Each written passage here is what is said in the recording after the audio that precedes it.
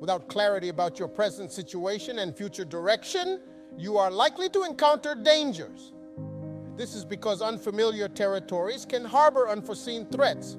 If your disorientation has reached a point where your direction is lost, threats of the psyche, far worse than physical ones, lay in wait. Your journey from an aimless state to extreme nihilistic thoughts, harboring resentment and destructive fantasies, is highly likely. The mantra of this era seems to be the desire for happiness. However, it's an absurd proposition to wish for endless joy without any effort. You're not simply asking for something trivial. Your wish for perpetual bliss equates to a desire for an eternal stay in paradise. But the reality is, your wish for happiness might not be the exact truth. If we scrutinize what people mean when they say they desire happiness, they're primarily hoping to avoid senseless suffering. We are more concerned with preventing an overflow of negative emotions rather than experiencing a surplus of positive pleasure. So, first and foremost, we are not merely seeking happiness, we are pleading not to be overly miserable. Even when considering happiness or the lack of misery, it isn't quite what we truly want. It's not evident that we want happiness, and it's not even clear that we want an absence of misery. What is clear is that we crave an adventure. We desire an adventure so captivating that it renders life's hardships not only justifiable, but worthwhile. Reflecting on your life, you want to look back on challenging times and conclude that they were indeed worthwhile. This means your life's adventure is so fulfilling that it justifies all the difficulties encountered. The question then is, where do you find this grand adventure of your life? The answer might lie in the truthfulness. This is because being truthful can lead you on an unpredictable path. It's an adventure because you don't know what's ahead. To embark on this adventure, you have to surrender the urge to control the outcome. This way, your adventure becomes your identity. If you're living in truth, that truth is you. However, if you're living a lie, you may think you're controlling the deception, but in reality, the deception might be controlling you. It might even be the spirit of deception having the adventure of your life.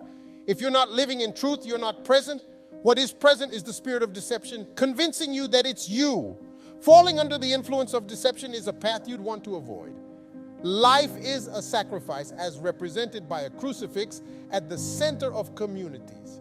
This signifies the concept of sacrifice being at the heart of the community. The proper sacrifice can be defined as willingly bearing your cross, which is essentially facing the calamities of your life.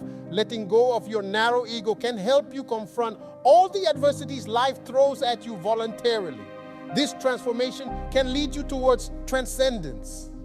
If you have something to say that you're not voicing, you're creating your own problem. It might seem daunting to voice your thoughts due to fear of conflict. However, consider the fear of not speaking up, of losing control over your own words.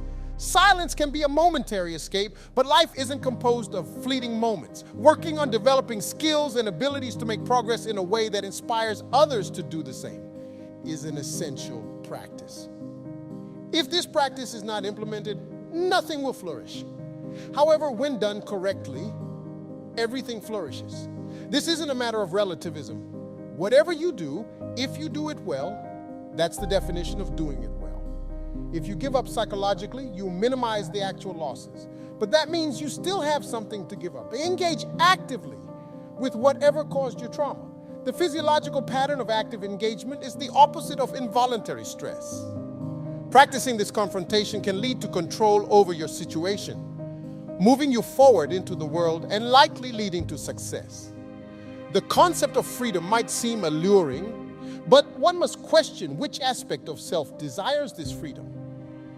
Is it the mature self that considers the long-term consequences and community welfare, or the impulsive, short-sighted self that only seeks instant gratification? It's essential to distinguish between these two, or you might end up being controlled by the hedonistic demon.